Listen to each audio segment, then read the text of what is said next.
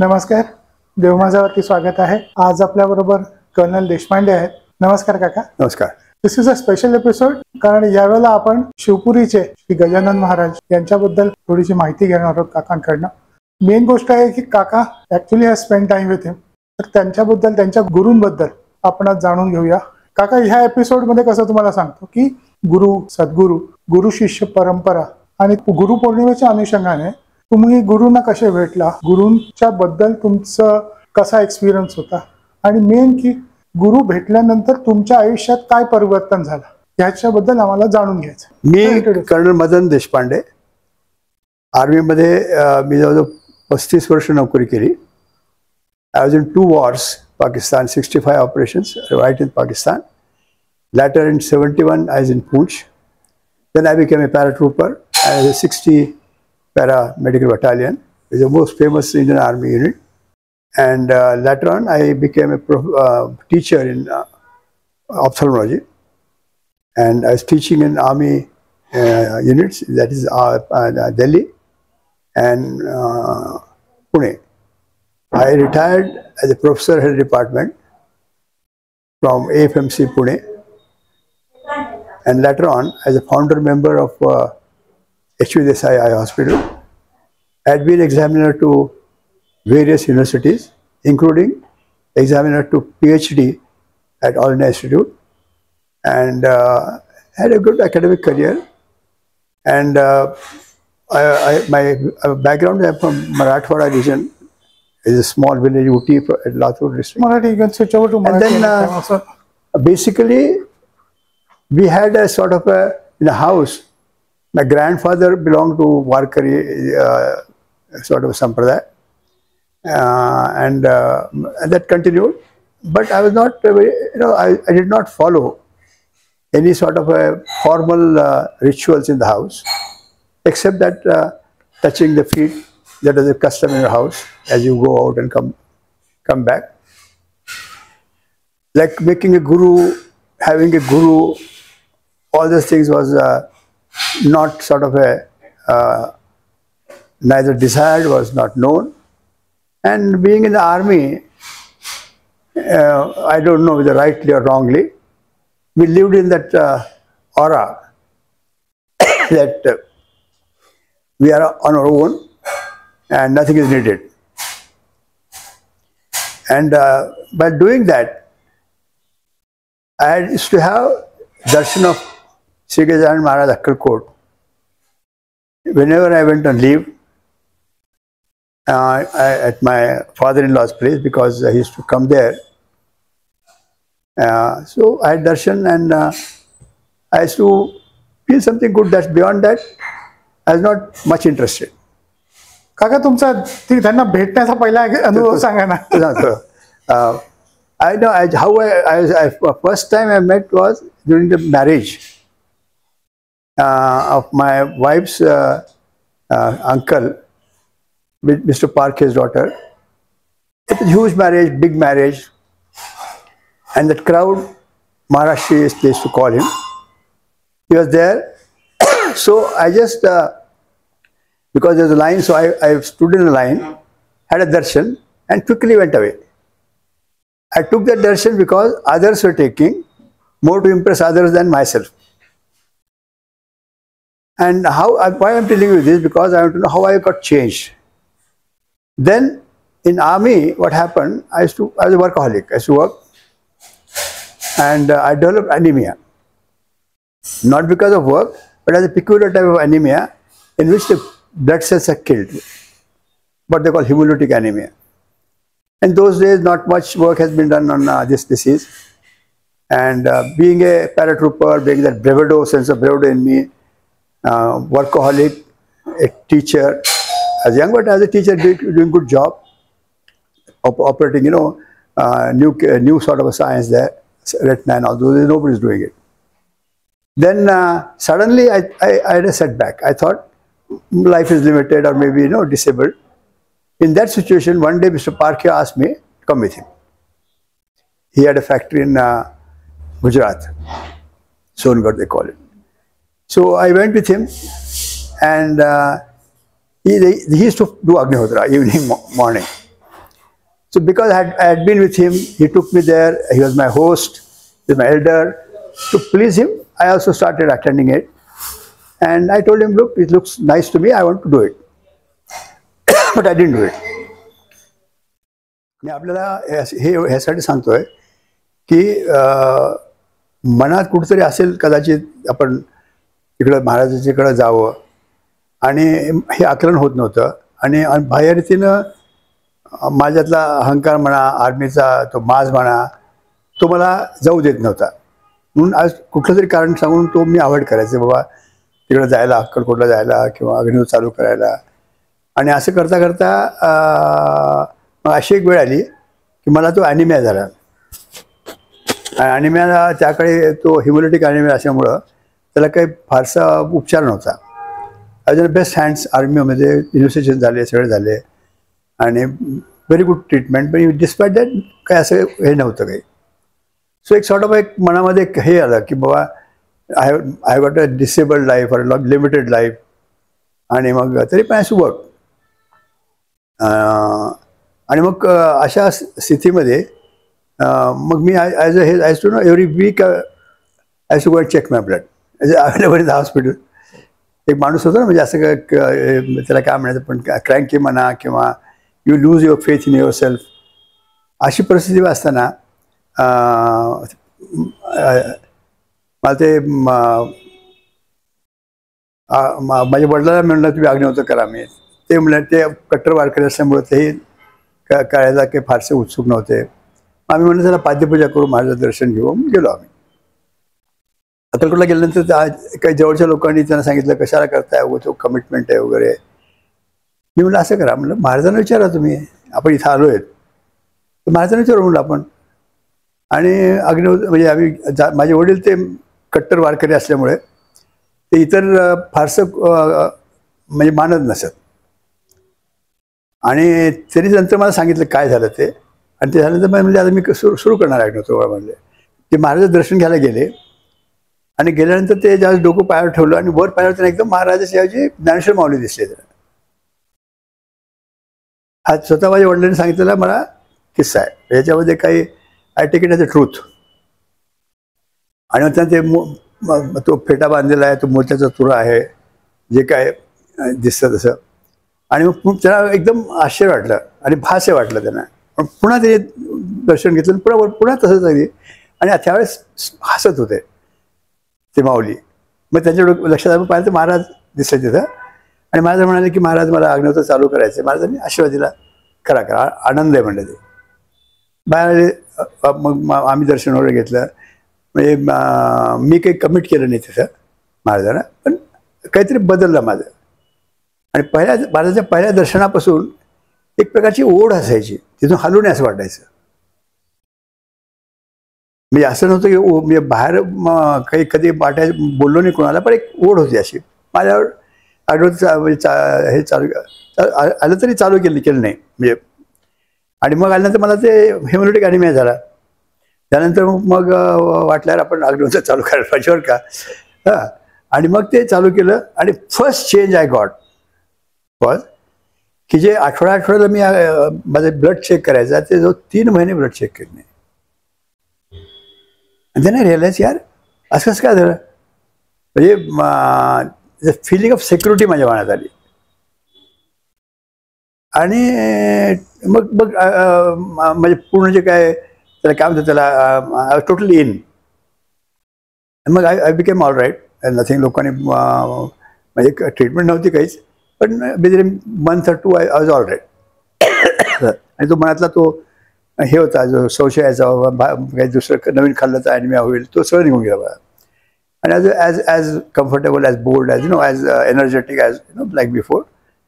आणि इतकंच नाही तर म्हणजे ॲडमिट असताना म्हणजे येऊन काम करताना बरंच मी 12 तास काम करत होतो. मला नंतर पुन्हा हळूहळू मग बाबराव पारखे म्हणजे माझी पोस्टिंग पुण्याला झाली. आणि त्यांच्या डोळ्याच्या ऑपरेशन वेळेस होतो मी. म्हणजे त्यानंतर पुन्हा जेव्हा अक्कलकोटला जात असेल तेव्हा मला म्हणायचं चला डॉक्टर साहेब म्हणून त्यांच्यावर जायचं. मग त्यांच्यावर ऐकायला मिळायचं त्यांचं. आणि ते मोठे उद्योगपती होते. मी अनेक मिनिस्टर्सच्या घरी पाहिले, जेवण शरद पवार म्हणा किंवा ते यशवंतराव चव्हाण सुद्धा त्यांच्याकडं असायचे. म्हणजे अत्यंत मोठे होते. ते इथल्या पुण्यातल्या बऱ्याच सभामध्ये ते चेअरमन असायचे पुष्कळ मंडळाचे. त्यांच्या मी गेलो. म्हणजे एक त्यांना का ओढ होती मला माहीत नाही माझ्याविषयी, मला तरी का ओढ होती त्यांच्याशी माहीत नाही. मी यायचं आणि फक्त बोलणं काय असायचं, आय टू बी ऐकणार असायचं मी, आणि त्या अग्निहोत्राशी श्रींच्याविषयी सांगत असायचं. So I what that was my education. आणि असं हळूहळू होत असताना बऱ्याचदा अक्कलकोटला गेलो, हळूहळू ओढला गेलो. आणि तिथे गेल्यावर महाराष्ट्री मला म्हणजे बाबूमा आले का ह्याशी बोलत असत. आणि ते कधी मला अग्निहोत्राशी विचारलं नाही त्यांनी, किंवा काय करतो विचारलं नाही, काही झालं नाही. आणि नंतर काय झालं की माझी बदली झाली अंबालीला. हे सगळा आनंद देत होता मला, आणि वाईट वाटलं मला, अरे पण लांब चाललो महाराजापासून. एक एस के कुलकर्णी आहेत, सकाळचे संपादक होते ते, अकांड पंडित आहेत, महाराजांचे शिष्य आहेत, लिखाण केलं अग्निहोत्रावर. ते मला म्हणाले, अहो डॉक्टर असं नाही म्हणले, तुम्हाला महाराजांनी आता कामाला लावलं म्हणे, जा तिथं आणि तो प्रचार करा. हां. आणि मग तिथं मी सुरू केलं. म्हणजे आय ट्राय टू, म्हणजे तिथं बरेचशी लोक आर्य समाजाचा पगडा जास्त आहे त्या ठिकाणी. पण कुणी ऐकायला तयार नाही. मी म्हणलं माझं भाषण ठेवायला तयार नाही. तर आमचा चष्मेवाला होता एक दुकानदार. मग त्याला म्हणलं असं अग्निहोत्रावर भाषण ठेवतं. गेलो आम्ही, दिलं. हळूहळू मग सगळीकडं सुरू झालं. काही अग्निहोत्री मग घरात आम्ही हे सुरू केलं. लोक यायचे, 100 लोक आवणारे यायचे. त्याच्यात सुरू झालं जवळ. आणि मग त्याच फर्स्ट टाइम आहे वेंटू आम्ही आपण ज्यावेळेस शिवपूरला गेलो त्यानंतर, त्यावेळेस महाराष्ट्र विचारलं मग काय झालं, बाईचं काय झालं. म्हणजे मी त्याला सांगितलं होतं की काय मी तिथं करतो वगैरे. पण त्यांनी सगळं ते मग तो जाणवलं की बाबा आपण आपल्यावर दृष्टी आहे त्यांची, आपल्यावर सगळं त्यांना कळतंय आपण काय करतोय काय नाही ते. हां. आणि मग बदल व्हायला सुरू झाले हळूहळू. आणि मग काका तुमचं जरा याच्यात पादुकांच्या बद्दल सांगा ना. हो. आणि नंतर काय झालं की श्री आमचे वडिलांनी श्रींना आमंत्रण दिलं होतं आमच्या गावी यायला. आणि असं होतं की आमचं मोठं घर होतं, बुरुजाचा वाडा वगैरे मोठा, आणि तिथं डॅम झाल्यामुळे ते बुडलं ते किंवा बुडणार होतं. आणि कारण त्याला त्या महाराजांना का ते आमंत्रण का दिलं तेही तुम्हाला सांगतो मी.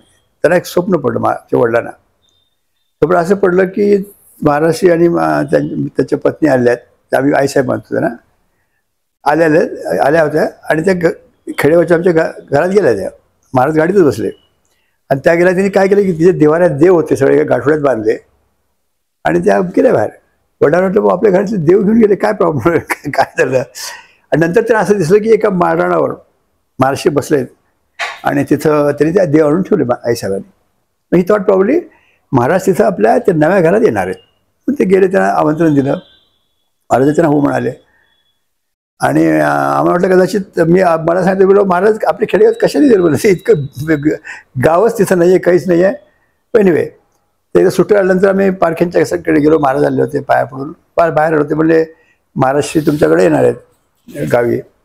म्हणलं मी आपण पुन्हा बोलू. ते तसं नसतं म्हणले, महाराज स्वतः तारीख देतात. आम्ही गेलो, पंचांग कोणतरी तारीख दिली. खैर महाराज आले आमच्या गावी. आल्यानंतर त्यांना आंघोळ करायकरता फरशा टाकल्या होत्या, कारण नवीन घर तयार झालं नव्हतं अजून. महाराज जेवढे प्रसन्न होते महाराज खेडेगावी त्या.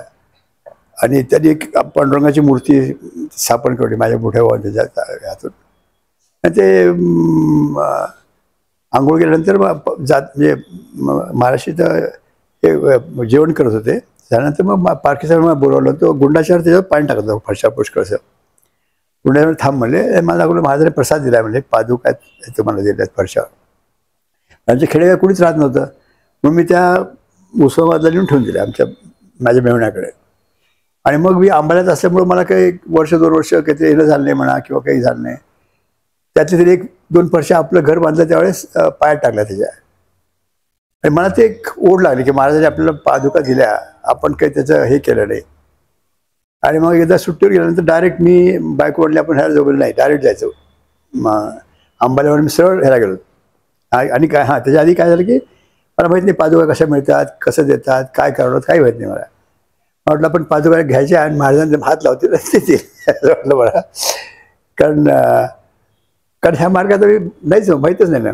मग एकाच्या घरामध्ये पादुका पाहिल्या, काश्मीरमधून आणल्या, त्याच्या दक्ष केलेल्या. पण यार मेरे को दे दे, मेरे को हमारे महाराज उनको जरा करना है. तो मला मग मला मेरे पास नया है, मी दे दूंगा. मग ते आणल्या, नव्या घरी ठेवल्या. आणि मला बरेच जायला वेळ होतो ना सुट्टीवर जायला. मग ते एका ड्रॉवरवर टाकून दिल्या. आणि त्याच्यामध्येच ते स्पिरिट असं काहीतरी होतं त्यात, आणि त्याच्यात लागलेलं किंवा काढताना पडलेलं. नंतर मी वाचलं की महाराजांना त्याला स्पर्श करत नसेल अल्कोहलला.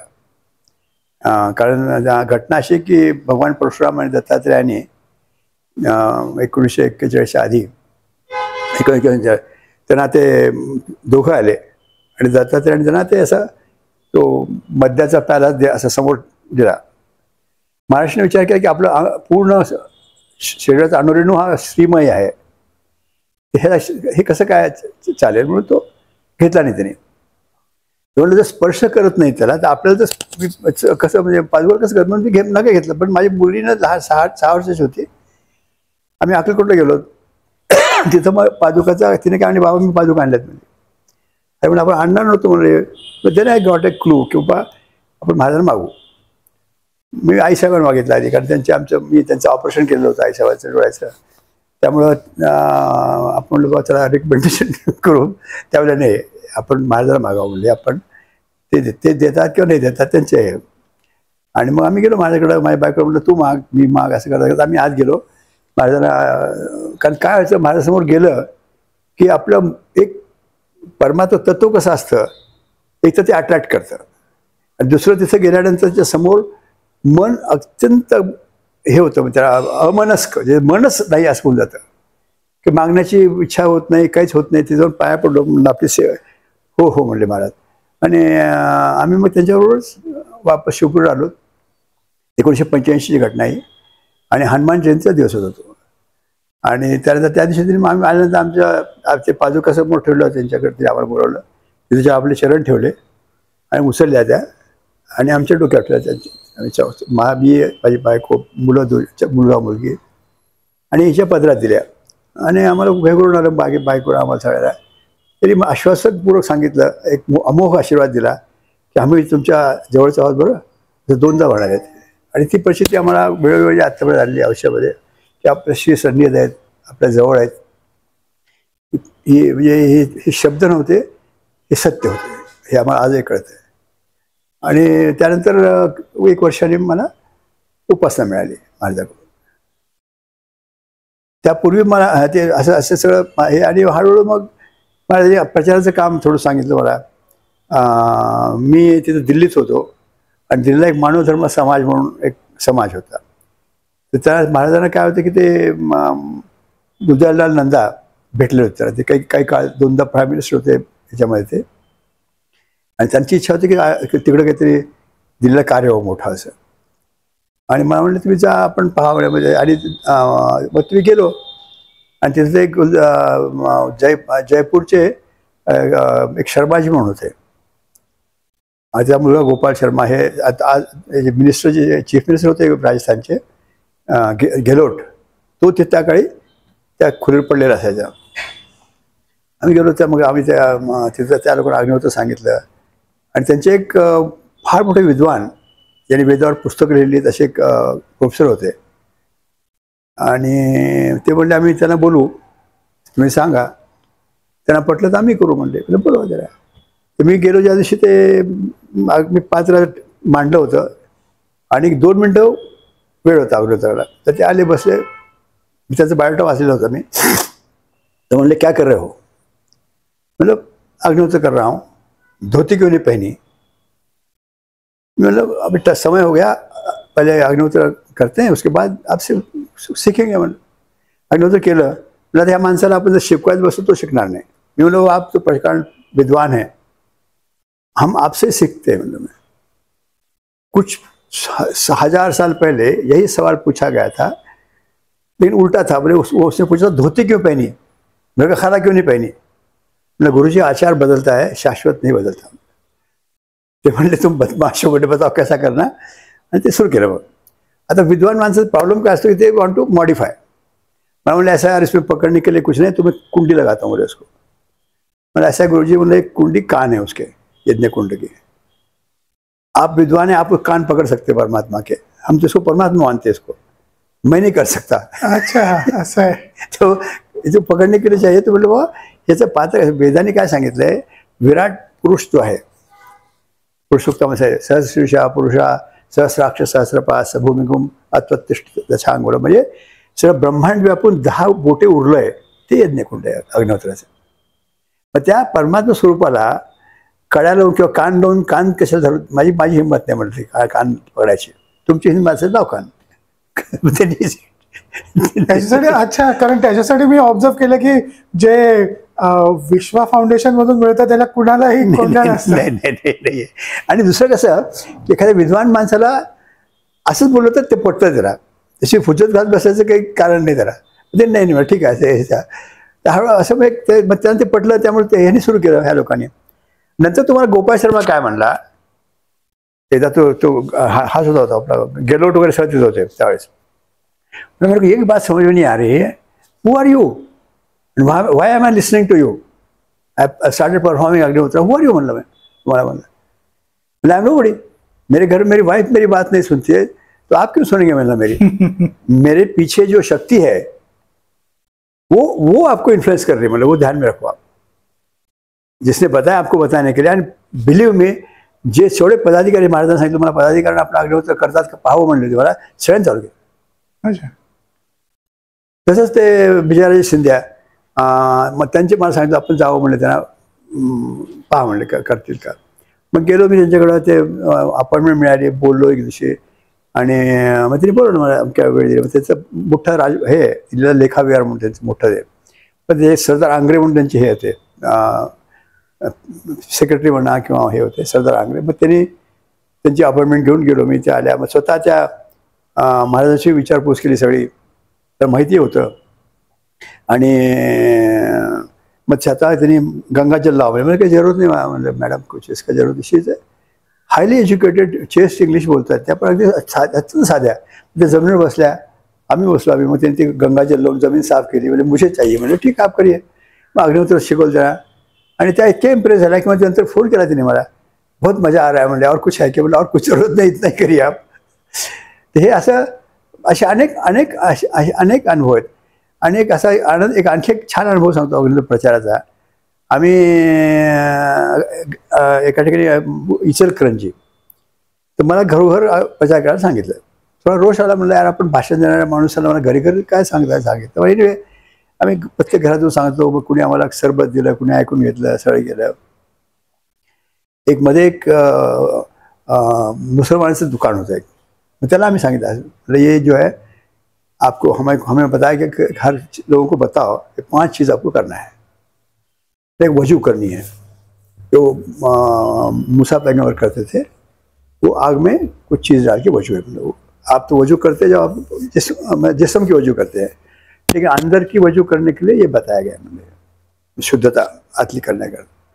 त्यानंतर मला जकात देणे, दान देणं आहे. त्यानंतर मला मुजाहिदा करणं म्हणजे तप करणं आहे. त्यानंतर मला अमल करणं म्हणजे कर्म करणं आहे. और खुदा कि अब दूर में रहना है, हा स्वाध्याय मिला. हम ऐसी बात करते, संस्कृत में बोलते हैं, आप उर्दू में बोलते हैं, म्हणजे करते वही आहे. हां, मग त्याने म्हणले काय काय म्हणजे खुश झाले ते लोक. आणि नंतर आम्ही काय केलं की असे गेलो, ते असे मजदूर बसले सगळे, हातगाडीवाले कुणी असं. त्या हातगाडीवाले मला माझ्यावर हेडमास्टर होते बिदरचे, कुलकर्णी म्हणून. त्याच्यामुळे तुम्ही सांगा म्हणलं, मला थोडा अहंकाराला वाटलं आहे ना, माझी भाषा कळेल का नाही, थोडंसं समजेल का नाही. मग त्या कुलकर्णी त्याला माझ्यापेक्षा जास्त वाटलं, नाही तुम्हीच सांगा म्हणले. ते मी म्हटलं त्याला असं सांगितलं की आय थॉट की जेव्हा त्याला सांगत होतो, माझी भावना ही होती की त्यांना कळेल का नाही माहीत नाही, मी तर सांगायला लागलो ॲज अ ड्युटी. तर त्या अशिक्षित ज्याशी म्हणजे बोलणं समजत नाही अशा लोकांनी त्या सांगितलं हे करा, पात्र घ्या, असं करा, तर तुमचं म्हणजे वाईट सवय जातील, एक बरकत येईल, तो आनंद वाटेल तुम्हाला, आणि घरात परंतच्या जवळात अशी भावना होईल. तर त्यातला एक माणूस अत्यंत बाह्य स्वरूपात कळकट असलेला, तो काय म्हणला, थोडक्यात तुम्ही साहेब हे सांगताय का, देवानं दिलेलं भांडं, हे भांडं घ्यायचं तुमचं आणि देवाने दिलेलं भांडं साफ करायचं.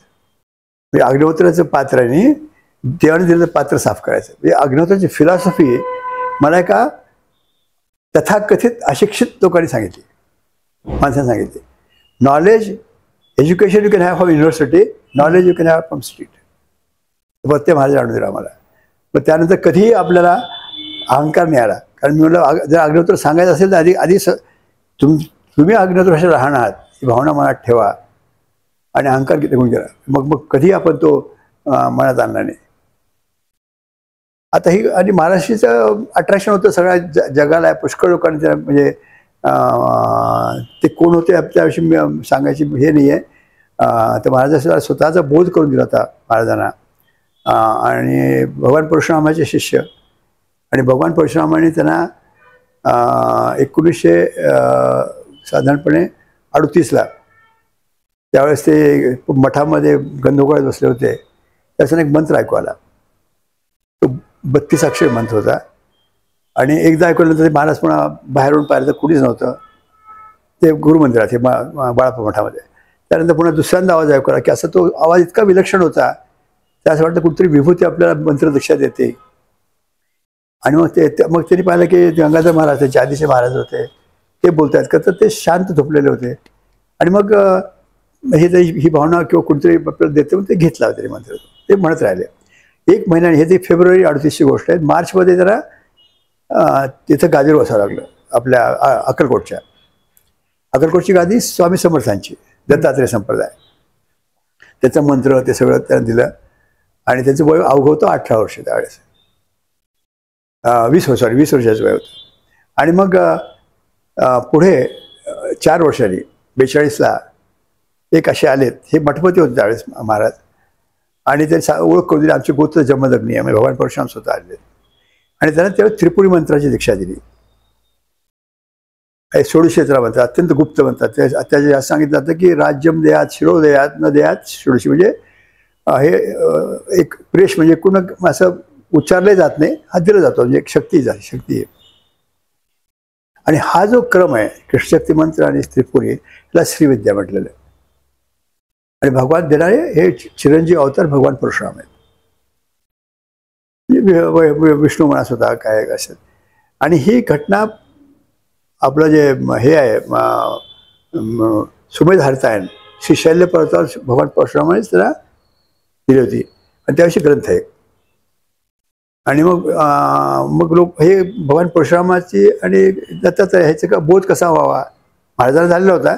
मित्राकर्त्यांनी बोरगाव मास्तरांना सांगितलं, तुम्हाला हे माहिती आहे त्रिपुरा गाव माहिती आहे का म्हणले. ते म्हणले माहीत नाही आम्हाला त्रिपुरा गाव. त्रिपुरा देवी माहिती म्हणले, आम्हाला देवीच पाहिजे म्हणले. एक पुस्तक तिला दिलं आणि त्याच्यात लिहिलं होतं दत्त भार्गव संवाद अर्थात त्रिपुरा रहस्य. म्हणजे मूळ विद्या ही श्रीविद्या भगवान शंकराकडून दत्तात्रेयांना मिळाली. दत्तात्रेयांनी ती सुलभ करून भगवान परशुरामांना दिली आहे. आणि ती परशुराम चिरंजीव देतात आहे, असा तो संबंध आहे. म्हणून अक्कलकोटच्या पीठावर ज्यावेळेस स्वामी समर्थ पीठावर महाराज आलेले आहेत आणि भगवान परशुरामाचं कसं काय, तर तो एकच संबंध आहे तसा तो. म्हणून ते आणि ही जी आहे ती पुढे तर सत्यधर्माची प्रतिष्ठापना करण्याकरता ही शक्ती दिली होती त्याला महाराजांना. आणि परंतु 4 वर्षानंतर पुन्हा आले महाराज. 1944ला भगवान परशुराम आले आणि त्यांना सांगितलं की 4 कुत्रे दाखवले, अत्यंत मरण्याच्या अवस्थेला शेवटचा श्वास घेतात. महाराज सांगितले, भगवान सांगितलं की हे आत्ता राहतील किंवा मरतील. तर महाराज काय म्हणाले ना की आम्ही पुनरुज्जीवन करू, आम्ही हे वेद आहेत म्हणले 4 वेद आता जातील किंवा संपून जातील, तरी म्हणजे आम्ही ह्यांना पुनरुज्जीवित करू. हीच आमची गुरुदक्षिणा म्हणून अंतर्धान पावले. ह्यांना काय वाटलं महाराजांना किंवा आपण प्रतिज्ञा केली नाही, म्हणालो आपण पण विधिवत प्रतिज्ञा केली नाही. म्हणून अश्विन चतुर्थीला हे घटना घडली, म्हणजे 1944च्या. आणि मग त्यांनी दसऱ्याला ठरवलं की आपण 3 दिवस आधी मौन ठेवलं, उपवास ठेवला आणि ठरवलं की आपण पादुकावर पाणी सोडू महाराज भगवान परशुरामांच्या आणि प्रतिज्ञा करू. हे प्रगट झालेले परशुराम आणि त्यांच्या पायावर उदक सोडून, मी प्रत्यक्ष घडलेली घटना आहे. उदक सोडून प्रतिज्ञा केली, मी श्रुतींचे पुनरुज्जीवन करण्याची त्रिवार त्यांनी प्रतिज्ञा केली. आणि त्याच दिवशी आपण जे अग्निहोत्र करणारे अनुयायी म्हणतात ना सप्तश्लोकी, ती प्रगट झालेली आहे. त्यात सत्यधर्म काय, वेदाचं निचोड काय सांगितलं आहे. यज्ञदान तपकर्म स्वाध्याय निरतो भवेत एष एव हि श्रुत्युक्त सत्यधर्म सनातन. सनातन धर्म म्हणजे काय, तर यज्ञ दान तप कर्म स्वाध्याय करायचं, आचरण करायचं. आणि असं पाहिजे तर मला स्वतःला एकदा महाराज म्हणाले होते, मी काहीतरी त्याला सांगत होतो, ते म्हणले कुठलाही धर्मग्रंथ उघडून पहा, नेमकं बोट ठेवून दाखवू शकाल की यज्ञदान तपकर्म स्वाध्यायच करायला सांगितलेलं. आणि माझा अनुभव असा आहे, मी ख्रिश्चन पाद्र्याशी बोललेलो आहे आणि हे सगळं दाखवलं सांगितलेलं आहे. मी आपल्याला कुणाविषयी सांगितलंच की बाबा ते इतर लोकांशी हे सगळं आलेलं आहे. कुठलाही धर्म बोलून घ्या, ही तत्व यज्ञदान तपकर्म सगळ्यात कुणी म्हणणार नाही की दान करू नका, कुणी म्हणणार नाही तप करू नका. हा समन्वय जर कोणाला जगात करायचा असेल तर हा समन्वयाचा आधार आहे. मूळ धर्म हा आहे, मूळ धर्मच हा होता. ह्या मूळ धर्मापासून फारकत ज्यावेळेस घेतली गेली त्यावेळेस त्यामध्ये झगडे झाले. त्यात मान्यता नाही मान्यता, आम्हाला मान्य नाही, हे सुरू झालं. त्याच मूळ धर्म एवढा जर धरला तर जगामध्ये कुणी त्याला असं म्हणणार नाही की हे आमचं काम नाही म्हणून. तर महाराजांनी ते सत्यधर्माची पुढं प्रतिष्ठापना केली आहे.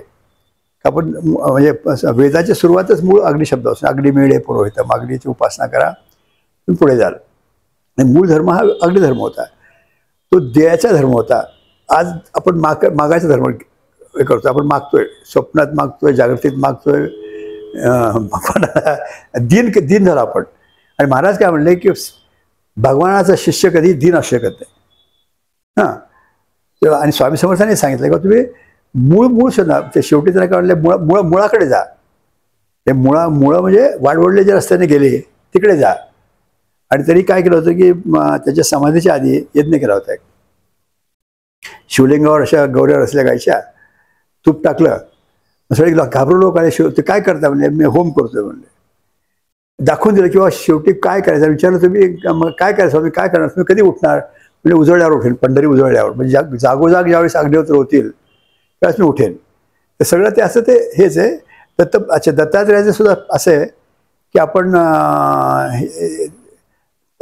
तीन आहेत हे ब्रह्मदेव, विष्णू आणि शिव. एकमुखी दत्तात्रेय सुद्धा आहे. हां, आणि ते कोणी ते विष्णू आहेत. यज्ञोपी विष्णू म्हणलेलं आहे एक. शेवटी दत्तात्रेयाचं त्या गाणगापूरला भस्माचे डोंगर आहेत बघा. म्हणजे काय लाकडं जाळून केले होते का, यज्ञ करून झाले भस्म. तो ते सगळं भस्म हे यज्ञातून असतं. बाकी जरा भस्म म्हणजे राख म्हणतो आपण.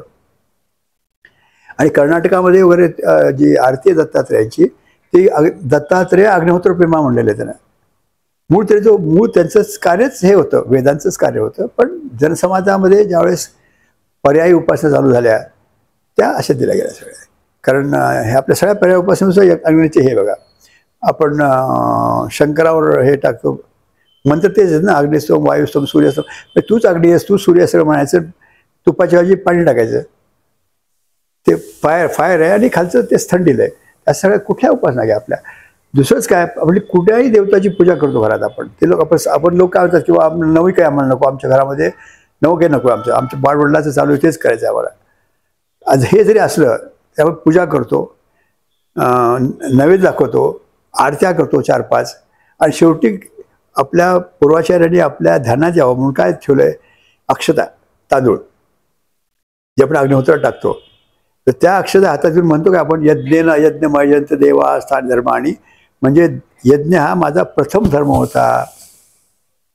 कोणाला रिमाइंडर आहे, त्या गणपतीला का स्वतःला मला आहे? स्वतःला. हां, ते आपण रोज म्हणतो. आणि तोच माणूस म्हणणार हे नवीन काही थेर करणार नाही. ते आपल्या घरात होतं सगळ्याच जबर. शेवटी काय, आपण आलेल्या घरातल्या पाहुण्याला काय म्हणतो, 2 घास जेवून जा. हे 2 घास जेवून देण्यात की आपण कंजूस नाही आहे. आणि 2 घासाला पोटे भरत नाही आपल्याला माहिती आहे, तरी पण सगळीकडे हे म्हणतो आपण 2 घास जेवून जा. कारण का, हे 2 घास अग्नीत टाकायची प्रथा सगळ्या घरात होती. पूर्वीच्या बायका स्वयंपाक केल्यानंतर मग ते कुणाही जातीचे असू द्या, त्या 2 घास चुलीत टाकायच्या. आणि कुठलाही शास्त्री पंडित म्हणला नाही की बाबा तुला अधिकार नाही म्हणून. मग काही आम्हाला असं एका ठिकाणी अग्निहोत्र विचारायला गेलो होतो. मग ते म्हणले आमचे असे म्हणले की आम्हाला ह्या लोकांना अधिकार नाही. म्हणलं त्यांना विचारा, म्हणलं बायकांना अधिकार नाही. तर त्यांची आई, त्यांची आजी म्हणलं ती अग्नी टाकते. पुरुषाला आहे का नाही मला माहीत नाही म्हणलं, पण बायकाला वहिवाटीचा अधिकार आहे म्हणलं. हजारो वर्ष त्या अगदी 2 घास टाकत आल्यात. हां, तसे रामायणात इतर ठिकाणी आपले संदर्भ मिळतात बायकांना. महाराज काय म्हणले की स्त्री आपल्या वेदामध्ये किंवा वेच्यामध्ये स्त्रियांना अत्यंत सन्मान दिलेला आहे. ती असते कन्या.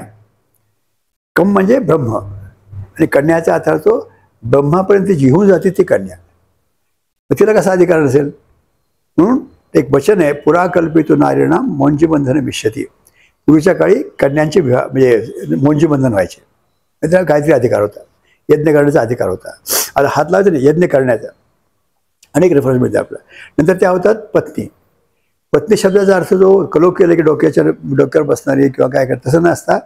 पत्नी म्हणजे पतिर्नो यज्ञ संयोग आहे, जी यज्ञामध्ये आवश्यक असते तिला पत्नी म्हटलेलं आहे. आणि नंतर ते होते माता. एखाद्या कुपुत्र होऊ शकतो, कुमाता होऊ शकत नाही. या तिन्ही अवस्था स्त्री ही आपण सन्माननीय मानलेली आहे. नंतर आपला इतर त्याच्या काळामुळं आपण तो तिला एक मटेरियल मानलं आपण म्हणा किंवा कम्युनिटी मानली आपण. पण पूर्वी हे सन्माननीय होतं, अधिकार होते सगळे. आणि दुसरं कसं आहे की हे जे मी सांगितलं की एक छान सुदाम्याची गोष्ट आली, वाचले मी. भोपाळला एक संत आहे त्यांचे ते सुदाम्याची गोष्ट सांगितली. तो पोहे घेऊन गेला नव्हता सुदामा, कारण त्या कुठचं पोहे नॉट युनिव्हर्सल, तांदूळ घेऊन गेला 2 चिमटी. ते 2 चिमटे तांदूळ त्यांनी ते कृष्णाला खाऊ घातले. ही कथा आहे, म्हणजे अर्थात असं हे नाही. आणि मग नंतर त्याला घरी आलं तर पाहिलं त्याने बाबा की सगळं ऐश्वर्य आलेलं आहे, त्याचं घर फिर सगळं सोन्याचं झालेलं आहे. तर ते विचारले असं कसं काय झालं. ते त्याला काय म्हणाले की तुझे 2 घास खाऊ घातलेस मला, त्यापेक्षा अग्निहोत्र जेव्हा 2 आहुती देतो ईश्वर देतो आपण, उरलेला अर्ध मला दे असं भावना नाही. अर्ध नारळ किंवा एक पेढा देवासोबत ठेवून बाकीचे पेढे घरी नेणं हा धंदा नाही आहे. इथं सबंध दिलंय, निर्हेतूक दिलंय, कुठला हेतू नाही म्हणा, त्यावेळेस काही मागत नाही आपण. आणि हे दिल्यानंतर ते काय म्हणले की तू सगळ्या ह्याला सृष्टीला भोजन दिलंयस. हा एक कथा समजू आपण, ह्याला त्याच्यावर विश्वास ठेवा न ठेवा. पण उपनिषदामध्ये एक श्लोक आलाय. तो श्लोक कसा आहे, एते हा क्षुधिता बाला मातारम पर्युपासते. म्हणजे एखादं भुकेचं मूल ज्या अर्थतेनं आईला प्रार्थना करतं, आई ये मला खाऊ घाल, की त्याच अर्थतेनं एवं सर्वानी भूतानी अग्निहोत्रम उपासते. कारण भूतमात्र जे आहेत त्यांना अग्निहोत्र करता येत नाही. झाडं आहेत, पशु आहेत, पक्षी आहेत, इथं अनेक हे आहेत सृष्टीमध्ये आपल्याशिवाय. त्यांना अग्निहोत्राची गरज आहे, कारण त्यांना ते पोषक आहे. पण ते हे उपासना करतात, कुणीतरी अग्निहोत्र करा आमच्यासाठी. म्हणून हे अग्निहोत्र करणं हा असा म्हणजे हा सत्यधर्म आहे. हा महाराजांनी दिलेला, म्हणजे महाराजांनी रिज्युनेट केलेला हा सत्यधर्म यासाठी आहे की जो आपल्यासाठी नसून समष्टीसाठी आहे. धर्म जे आपण आज पालन करतो आपण स्वतःच्या मुक्तीसाठी, स्वतःच्या मोक्षासाठी, स्वतःच्या भल्यासाठी आपण करतोय. तर मूळ धर्म जो आपला होता, जो लोप झाला होता, ज्याचा भगवान परशुरामाच्या आज्ञेने महाराजांनी पुन्हा पुनरुज्जीवित केला, तो व्यक्तीसाठी तर आहेच आहे, पण तो त्याच्याही पेक्षा जास्त समष्टीसाठी आहे. किती मजा आहे. आणि याच्या अनंत आता हा धर्म म्हणजे असा धर्म राहिला नाही पुस्तकातला, म्हणजे बरेच युनिव्हर्सिटी झालेलं आहे. मी स्वतः दिल्लीत असताना संशोधन केलं होतं दीपाजबरोबर. ते defence institute of physiological research आहेत. कलामनंतर ते स्वतः हे झाले, चीफ झाले होते DRDOचे, विल्यम सलोमूर्ती म्हणून. मग त्याच्यावर आम्ही केलं, आम्ही सांगितलं असं आहे म्हणलं की तरी मेंटल ट्रँक्युलिटी मिळते वगैरे आहे, आनंद मिळतो, समाधी अवस्था होते वगैरे. तेवढे आपण विषय हे करू, विल इन्व्हेस्टिगेट. मग त्यांनी काय केलं, 8 जवान घेतले आणि त्यांना सांगितलं काय करतो आम्ही काय नाही. ते आधी साधा कागद जाळा आणि त्यांचं blood pressure, respiration, galvanic skin resistance, त्यानंतर पुन्हा ECG आणि ब्रेनचं EEG घेतलं. आणि मंत्राच्या ऐवजी तर तेवढे शब्द उच्चारले हिंदीमधले, उस्मान अंदर आ जाओ, उस्मान बाहेर जाओ, असं काहीतरी शब्द उच्चारले. आणि ते तांदूळ फांदूळ त्याचं टाकून दिलं. नाही तांदूळ नाही, हे अग्नीमध्ये असं उच्चारलं शब्द. पण त्याचा परिणाम काही फारसा झाला नाही काही. नंतर अग्निहोत्र केलं आणि अग्निहोत्र केल्यानंतर असं जाणवलं की ब्लड प्रेशर 10 ते 15ने कमी झालेलं आहे, रेस्पिरेटरी रेट स्टेबल झालेला आहे, कॅलरी स्किन रेजिस्टन्स वाढला आणि ब्रेनचं EEG आहे त्याची अल्फा ॲक्टिव्हिटी वाढली आणि डेल्टा डिप्रेशन झालं. अल्फा ॲक्टिव्हिटी वाढणं आणि डेल्टा डिप्रेशन होणं म्हणजे एक मेंटल ट्रँक्युलिटीची ती अवस्था आहे, समाधी अवस्था. आणि ती कोणाला झालेली आहे की ज्याला काही माहीत नाही आहे, तर त्या वातावरणात फक्त आहे त्याला. म्हणून मग त्यानंतर पुन्हा हेच वापरून ॲडिक्शनसाठी जे ब्राऊन शुगरचे ॲडिक्ट होते त्यांच्यावर प्रयोग केला.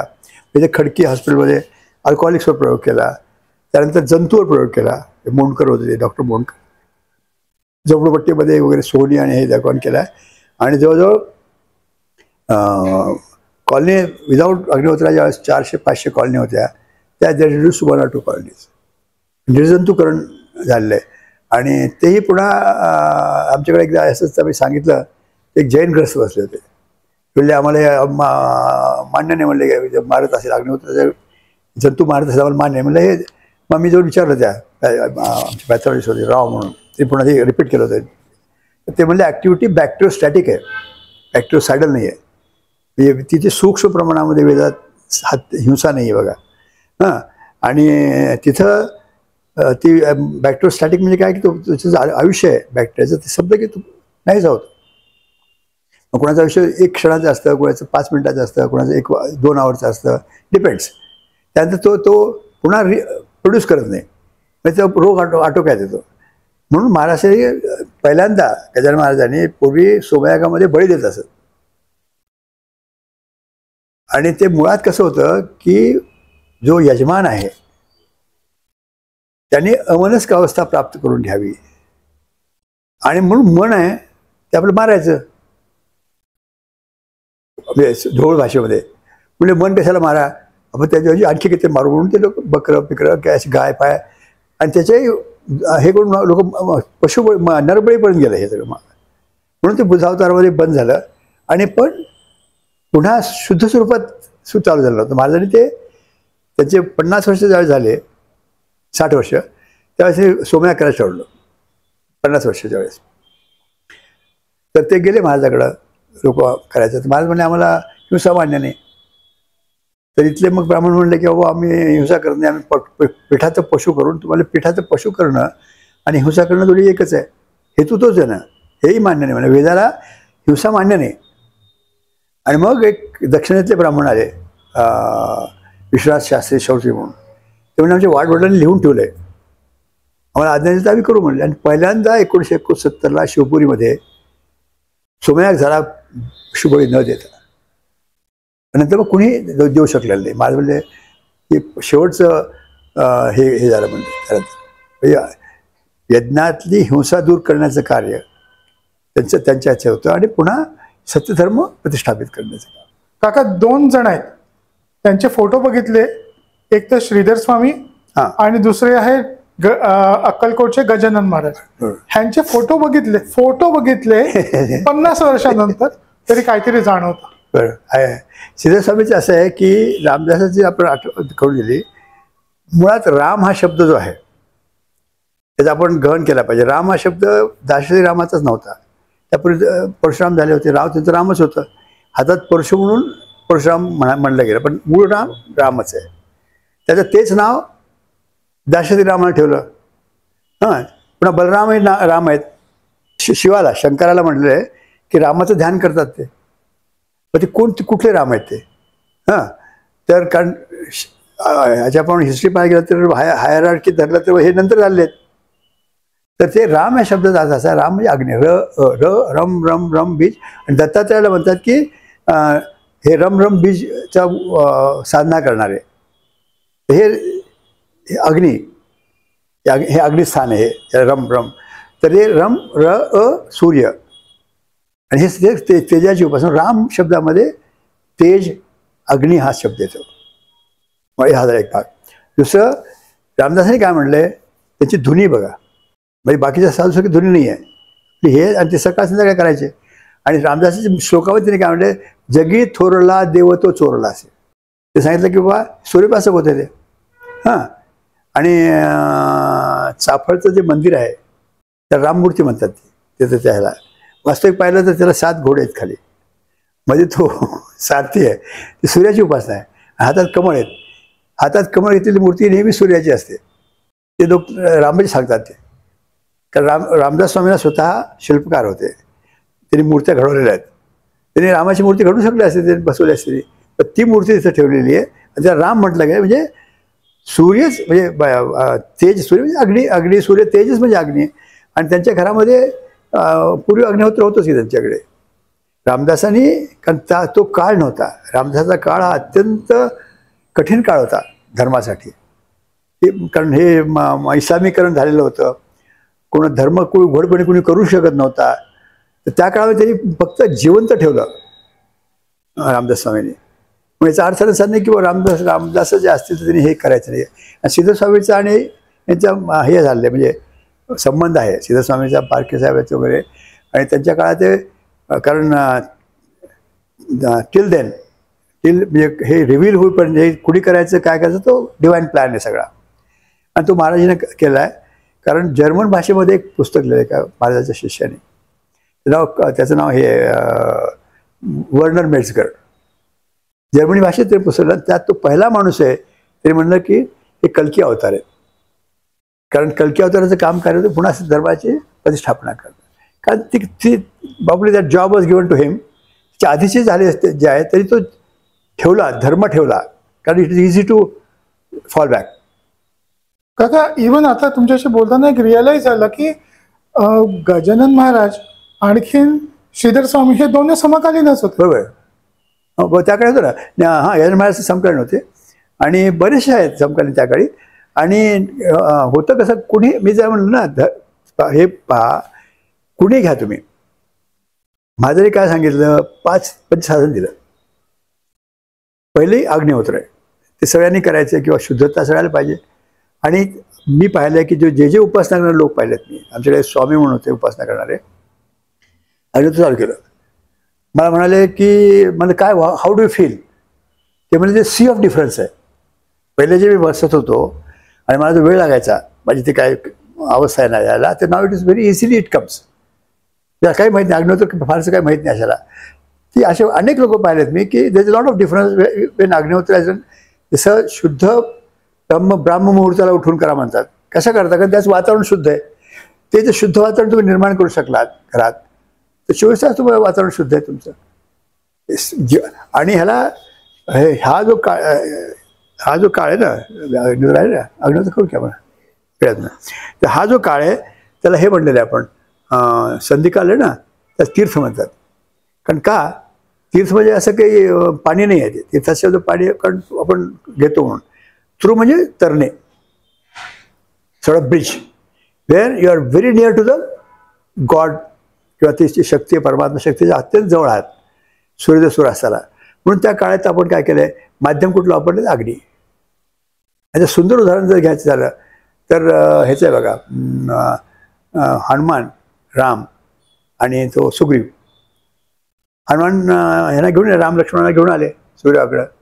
सुग्रीवाने पाहिलं की परमात्मा येतोय, पण ही इच्छा ती माझी प्रीती याच्यावर जडली पाहिजे. पाहणं आणि प्रीती जडणं फरक आहे ना.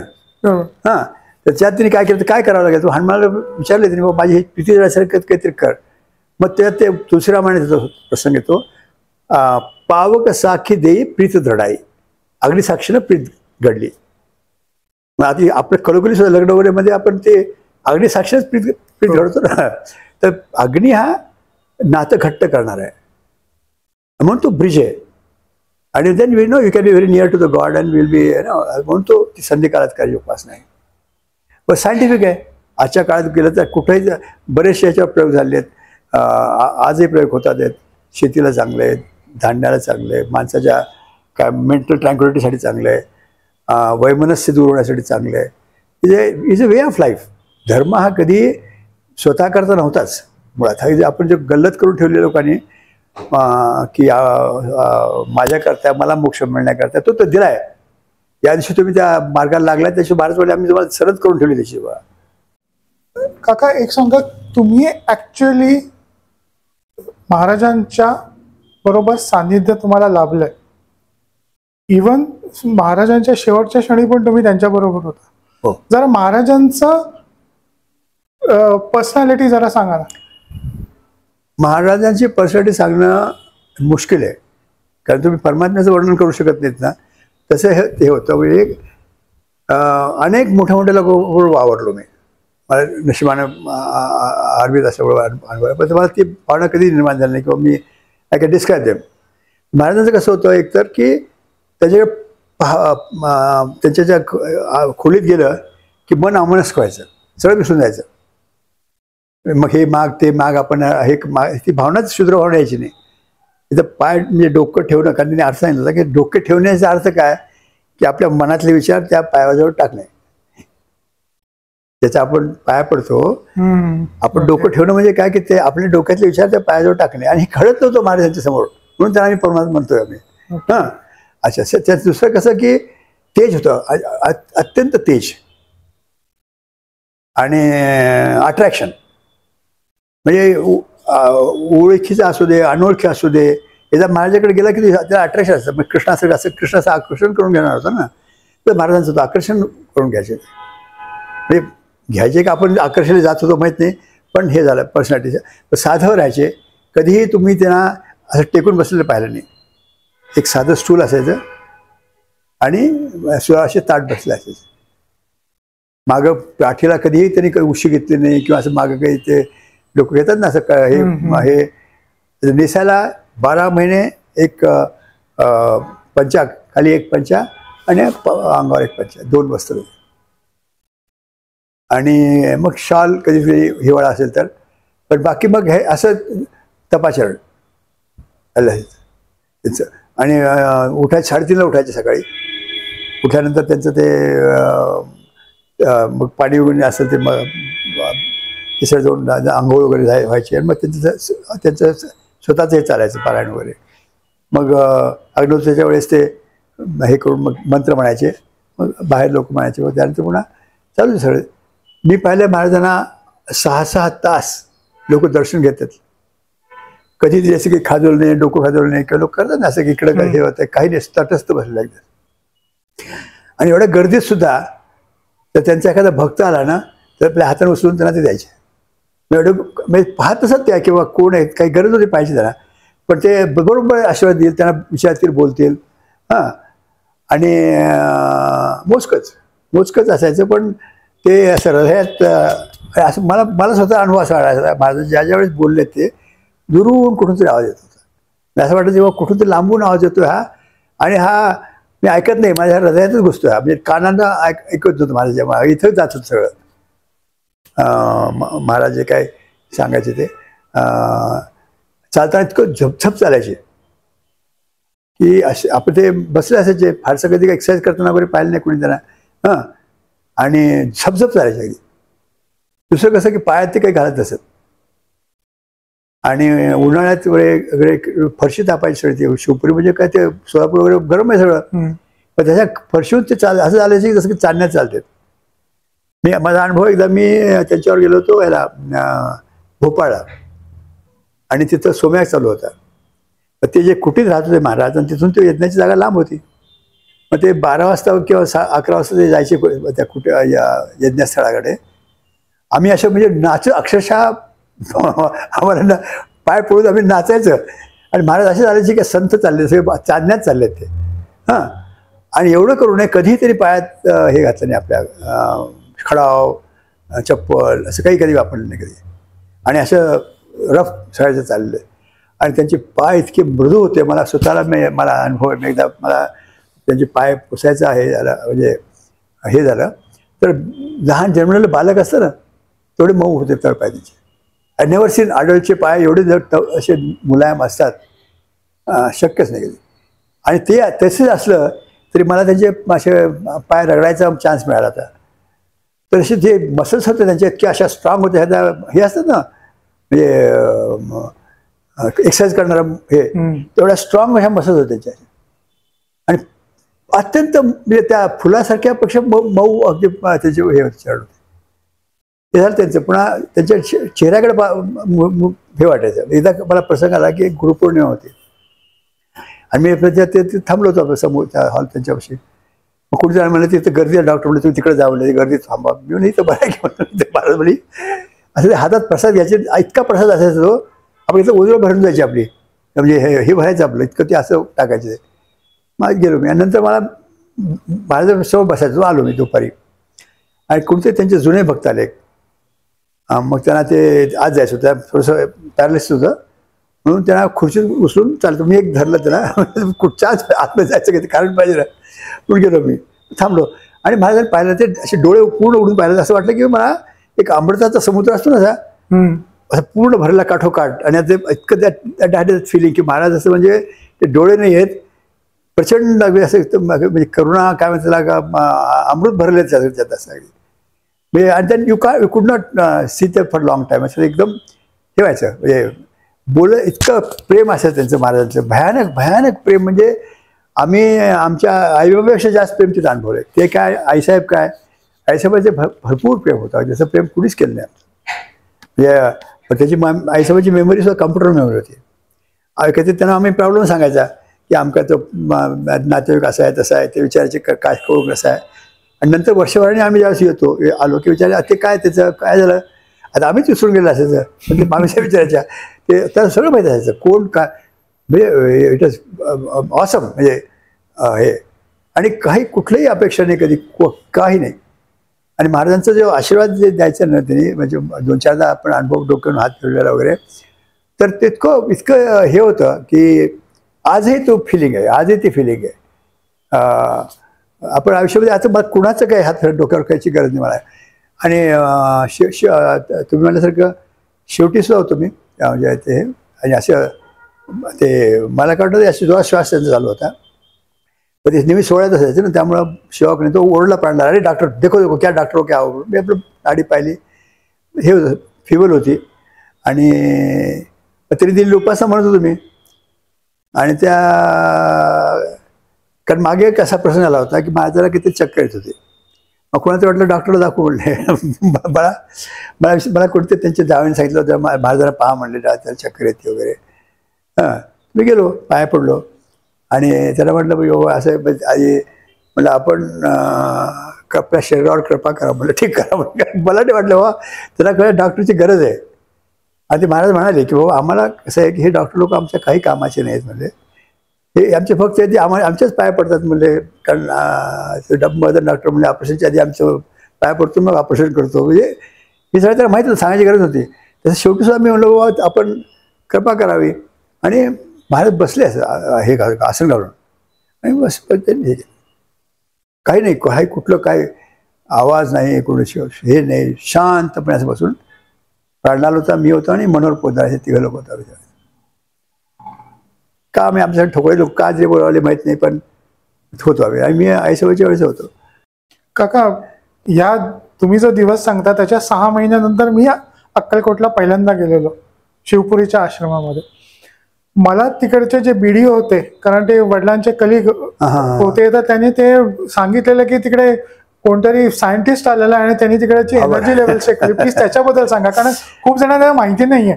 असं आहे की अग्निहोत्राविषयी बरीच लोक म्हणजे, कारण एक पोद्दार साहेबांनी भोपाळ अग्निहोत्र सुरू केलं. ते सगळं ते वातावरण संदेश द्यायला सांगितलं, म्हणजे पूर्ण हिंदुस्थान फिरले. आणि हे पुस्तक लिहायला सांगितलं आधी. ते पुस्तक होतं सुखाच्या इन सर्च ऑफ हॅपीनेस, सुखाच्या शोधात. आणि त्या पुस्तकात हाच विषय मांडला होता. आणि त्यापूर्वी त्यांना पोद्दार साहेबांना महाराजांनी जाऊन त्यांना दृष्टांत दिला होता. त्यांच्या गच्चीवर फिरत होते आणि म्हणजे असं पुस्तक लिहावं, म्हणजे विषय काय असतील ते यज्ञ दान तप करून स्वाध्याय असेल ते सांगितलं, तरी सही सांगितलेलं. म्हणजे ते पुस्तक लिहून आणलं, दाखवलं वगैरे. आणि मग सांगितलं वातावरण संदेश द्यायचा. ते पूर्ण हिंदुस्थान फिरून वातावरण संदेश दिला. त्यानंतर वसंतराव परांजपे म्हणून होते, त्यांना सांगितलं आपण फॉरेनला जावं, ते म्हणजे व्यवस्था होईल तुमची. मग ते गेले. आणि मग मग तरी तिथं प्रचार केला. आणि त्यानंतर मग त्या वेस्टर्न सोसायटीमध्ये ही फेल्ट की बाबा probably need a science, to talk science. म्हणून तिथलं एक हॉबर नावाचे त्याचे पात्र पाहिलं अग्निहोत्राचं. त्याच हु इज दिस सायंटिस्ट म्हणजे डिझाईन दिस पात्र म्हणजे वेसल. ते म्हणजे हे जे super scientist is master, my master Shri Gajanan Maharaj Akkalkot. मग त्यांना ते म्हणजे I would like to meet him. मग ते आले, त्याने अग्निहोत्र चालू केलं, त्याला आनंद वाटायला लागला. आणि ते हे केम टू अक्कलकोट. आणि ते हे मेजर करणारे होते, असे ऑकल्ट एनर्जी मेजर करायचं त्यांचं हे होतं, शास्त्र होतं. त्याची यंत्र वगैरे सगळं घेऊन आले शिवपुरीला. आणि त्यांनी शिवपुरीची पूर्ण मेजरमेंट सगळ्या घेतल्या. त्या एनर्जी पुष्कळ वाटली, सगळ्यात जास्त एनर्जी वाटली तो स्तंभ आहे शिवपुरीला. त्यात पहिला सोमयाग झाला, त्या स्तंभाच्या ठिकाणी उत्तरवेदी होती. ती उत्तरवेदी म्हणजे जगाला संदेश देणारा स्तंभ आहे तो. आणि असं म्हटलं गेलं आहे त्या स्तंभाच्या वर ज्यावेळेस धर्माचा प्रचार होतो, पुनर्स्थापना करायला ईश्वर येतो, त्यावेळेस नवी सृष्टी तिथं निर्माण, सप्तर्षी तिथं असतात, सप्तर्षीची दृष्टी त्या खांबावर आहे असं म्हटलं गेलं आहे. आणि तिथं ते एनर्जी दिसली. त्यानंतर गाईच्या समाधीच्या उजव्या बाजूला तिथे त्यांना एनर्जी दिसली. आणि मग ते म्हणले इथं सगळं maximum energy of the world is here. आणि त्यानंतर शिवानंद स्वामीच्या समाधीकडे गेले खाली. शिवानंद स्वामी म्हणजे कोण? म्हणजे महाराष्ट्राचे वडील. ते 24 तास ह्याच्यात असायचे, नादब्रह्मा. ते म्हणजे जमदग्नी ऋषींचे म्हणलेले नादब्रह्माचे प्रणेत आहेत ते. म्हणजे 24 तास भगवान शंकराच्या ह्याच्यात अवस्थेत. आणि जर म्हणतात सो माझ्यावर बाहेर जायचं, नंदी आहे का पहा. म्हणजे इतकं तादात्म्य पावलेलं त्यांचं. महाराष्ट्रांच्या माता होत्या सोना माता. त्यांचा जन्मच मुळात 1 करोड गायत्री पुरुषानंतर झालेला. हां. आणि ह्या जन्मल्या दृष्टांत झाला की मी तुझ्या उदरी येणार आहे म्हणून गायत्रीचा. आणि मग त्या शिंग करताना झालं. मग त्या जन्मल्या. त्यांचं आयुष्य 24 वर्षाचं. आणि महाराज जन्माच्या आधी, कारण गायत्री शब्दसंख्या 24, त्याचं आयुष्य 24. आणि त्यांना महाराजाच्या जन्माच्या आधी 4 वर्ष आधी दृष्टांत दिला उपासनी बाबाने. उपासनी बाबाचे शिर्डी साईबाबाचे शिष्य, की तुमच्या उदरी अखिल जगताचा प्रकाश येणार आहे. आणि त्यांचे दृष्टांत झाला की जा आपण जंगलात गेलेत आणि इकडे प्रकाश आहे, त्यात आनंद वाटतो आपल्याला. मग ते बाबाला ते सांगितलं का असं मला स्वप्न पडलं. ते बोलले तुमच्या उदरी अखिल जगताचा प्रकाश येणार आहे. आणि 4 वर्षांनी महाराजांचा जन्म झाला. हां. ते सगळं. आणि ते 14 स्वप्न पडलेले आहेत त्यांना. म्हणजे पूर्ण जे अवतारच्या ज्या खुणा असतात ते सगळ्या झालेल्या आहेत. आणि त्याही पलीकडं हे सगळं हां ते यंत्र घेऊन ज्यावेळेस गेले समाधीजवळ, त्याचं यंत्र चाललं नाही. It did not show anything. म्हणजे मग त्यांनी हॉबरला काय म्हटलं, या तर ह्या एनर्जीज यंत्राच्या बाहेर आहेत, जास्त आहेत म्हणून ते दाखवत नाही. Or they are so subtle that I am not able to catch them. तर म्हणून त्यांनी निष्कर्ष काढला की म्हणजे ती अवस्था आहे. भगवान शंकर हे तपस्वी. तिथं काय, तिथं अमनसच काय सगळं काहीच तिथं आहे ना. तिथं त्याच्या भोवती काहीच नाही सगळं, म्हणजे बाकी काहीच. अशी ती अवस्था तिथं. तर ते आजही तिथं ते आपण जाऊन त्या पिंडीवर जेव्हा डोकं ठेवतो तुम्हाला तो अनुभव येतो तुम्हाला तो. काका म्हणजे तुम्ही जे आता सांगतायत तर डेफिनेशन जवळपास ते शून्याची अवस्था, शून्य अवस्था, अमनस्क अवस्था, शून्य अवस्था. गुरुविषयी बोलणं काय किंवा सांगणं काय हे किती बोललं तर कमीच आहे. कारण ज्या गोष्टीनं आपण आपला आमूलाग्र बदल झालेला असतो आयुष्यामध्ये आणि सुखात माणूस असतो, त्याच्या सांगायला म्हणजे आपण कितीतरी दिवस सांगत गेलो ते कमीच आहे. थोडक्यात सांगतो की इतर अनेक ठिकाणी सुद्धा आहेत, इथं लोकांना चांगले अनुभव आलेले आहेत. आणि फरक एवढाच आहे, इथंच थोडं द्यायचं आहे. जसं गीतेत सांगितलं स्वल्पाल्पस्य धर्मस्य त्रायते महत्व भयात. मूळ धर्म जो आहे महाराजांनी थोडा दिला आहे, सगळ्याच्या आवाक्यातला आहे, त्याला कुठलाही खर्च नाही आहे फारसा. आणि तुम्हाला आपण राजमार्गावर चालत, ह्याच्यात खलल नाही आहे किंवा दोष नाही आहे किंवा तुम्हाला मागं पाडण्याची भीती नाही आहे. कारण तुम्ही नेहमी पुढे जाण्याचा मार्ग आहे, हा राजमार्गावर आपण आहोत आणि सिक्युरिटी आहे. ह्या गोष्टी आपण पालन कराव्या. आणि पुन्हा त्यांनी एक आश्वासन दिलं आहे की तुम्ही इथं आलात, तुमचं आम्ही म्हणजे हे काय तुमचं भलं करण्याचं आम्ही हे घेतलेलं आहे. हां. त्यापेक्षा आणखी काही मागा. आम्ही कृपा तुमच्यावर केलीच आहे म्हणले, आणखी काही असेल तर मागा. आणि तुम्हाला ही मागायची गरज नाही, तुम्हाला माझं हे ठीक होऊ दे, ते ठीक होऊ दे. कारण आपण धर्माला विमा कंपनी केलेलं आहे, 4 पैसे द्यायचे आणि त्यामध्ये मोठं काहीतरी मागायचं, असं काही नाही. महाराज म्हणले हा राजमार्ग आहे, ह्याला काही दुसरा उपाय नाही आहे, हाच फॉलो केला पाहिजे तरच तुम्हाला मिळणार आहे. आणि तुम्ही स्वतः परमात्म्याचा अंश आहात, ती शक्ती तुम्हाला जर अनुभवायची असेल तर हा मार्ग आहे. सोपा आहे, सरळ आहे. अगदी अशिक्षित करू शकतो, शिक्षित करू शकतो, स्त्रिया करू शकतात. आणि पुढे हा निश्चित विश्वधर्म होणार आहे, होता पुन्हा होणार आहे. हा तो फरक आहे. काका तुम्ही आम्हाला वेळ दिला त्याबद्दल धन्यवाद. Thank you sir. ओम त्र्यंबकं यजामहे सुगंधिं पुष्टिवर्धनम् उर्वारुकमिव बन्धनान् मृत्योर्मुक्षीयमामृतात्. ओम ओम त्र्यंबकं यजामहे सुगंधिं पुष्टिवर्धनम् उर्वारुकमिव बन्धनान् मृत्योर्मुक्षीयमामृतात्. ओम ओम त्र्यंबकं यजामहे सुगंधिं पुष्टिवर्धनम् पूर्वारुकमिव बंधनान् मृत्योर्मुक्षीयमामृतात्। अग्नये स्वाहा अग्नये इदं नमः प्रजापतये स्वाहा प्रजापतये इदं नमः। यदा सृष्टं जगत्सर्वं तदा लोकपितामहः चतुर्वेदसमायुक्तं शाश्वतं धर्मादिशत्। किं सत्कर्म किमध्यात्मं यदि ज्ञातुमर्हति सर्वशास्त्रेषु ग्रन्थेषु प्रमाणं परमं ते। अस्पष्टं च कदा स्पष्टं तत्त्वज्ञानविवेचनम् अन्यत्र लभ्यते किन्तु प्रमाणं परमं ते। आश्रन्तेषु सर्वेषु प्रामाण्यमेव च सर्वतः सारमादद्याञ्जकल्याणहेतवे। शुष्कवादरथा केचिन्नान्यदस्तीति वादिनः सर्वे ते हृदयं यान्ति मिथ्याकलहकारिणः। नास्तिका वेदनिन्दकाः पाठकाः वेददूषकाः सर्वे विनश्यन्ति मिथ्याचारप्रवर्तकाः। यज्ञदानतपःकर्म स्वाध्यायनिरतो भवेत् एषैव विशुद्धुक्तः सत्यधर्मः सनातनः।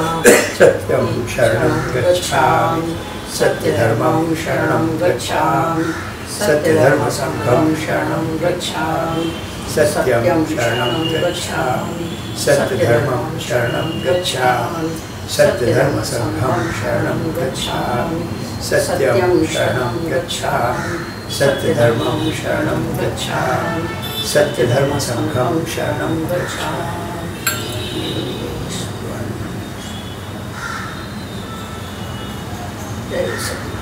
छोटे छोटे हैं ना काका, एक सांगा ना, एक मेजर प्रॉब्लेम आहे की सगळ्यांकडे आता फायर सेफ्टी सिस्टम आता आपण कसं करायचं की धूर कमी होईल? हां, ते जसे ना जे छोटे हे घ्या, स्मॉल पीसेस खाली ठेवायचे.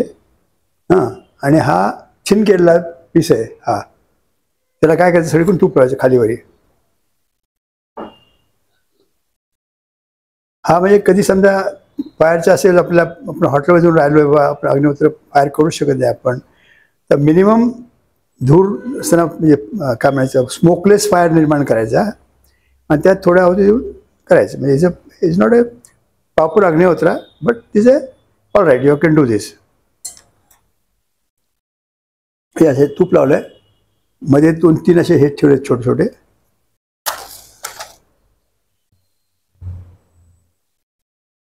हा, आणि काका हे खूप जणांना विसरून जातात की अग्नी जेव्हा कोंडामध्ये प्रज्वलित केला जातो तो डायरेक्ट माचीसची काडी लावायची नसते.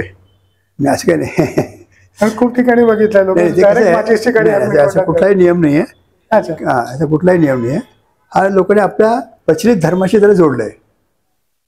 आता हे असं नाही, म्हणजे कसं आहे की मुख्य काय म्हणलंय की ज्ञानेश्वरीत काय म्हणतात, ज्ञानेश्वरांनी तीर्थे बाह्यमळूक शाळे. अगदी जो आहे ना अभ्यंतरी जोडतो सगळं. तीर्थात आंघोळ केलं तर फक्त तुमचा मळ निघेल, पण मूळ जर तुम्हाला आतला जर शुद्ध करायचं असेल तर अग्नी आहे. हां, आपण हे असं पेटलं ना, फक्त छोट्या होती ह्याच्या हे एकदम मला काहीच धूरभर काहीच झालं नाही. हां, साहेब हे एवढे 2 असे घ्या, त्याला याचे हे लावा.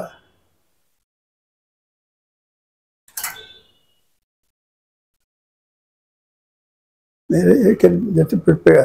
But you can just put a drop of ghee on this.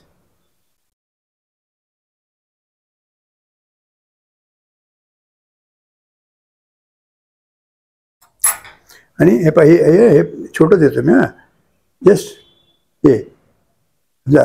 अग्नये स्वाहा अग्नये इदं नमः प्रजापतये स्वाहा प्रजापतये इदं नमः. But you can supplement with some ghee. Otherwise काही गरज नाही, आवश्यकताच नाही. आणि थोडाही धूर झाला नाही. हां, असं करू शकतो. आणि वाटलं सर धूर झालाच तर तुम्ही त्याच्यावर अशी प्लेट टाकून द्यायची, लावून टाकायचं. म्हणजे आपण धर्म म्हणून काय म्हणजे करतात असं काही. आपलं हे बेसिक काय, तुम्हाला 2 आहुती अग्नीत टाकायच्या.